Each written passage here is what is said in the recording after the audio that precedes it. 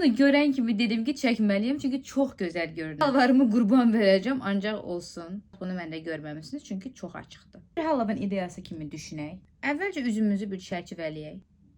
Yaxşı-yaxşı boyayaq. Bura tamamilə ağ olmalıdır. Üzə ziyandırmı? Bu boya yox, çünki bu elə üz üçün qrim çək. Belə bir şey oldu. Saç spreyi ilə indi boya.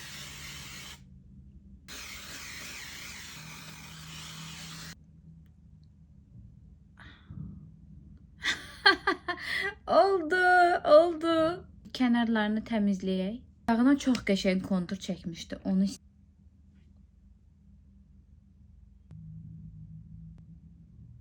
gözünün üzərində də çox qəşəng liner var idi. Bir dəqiqə. Belə bir şey oldu.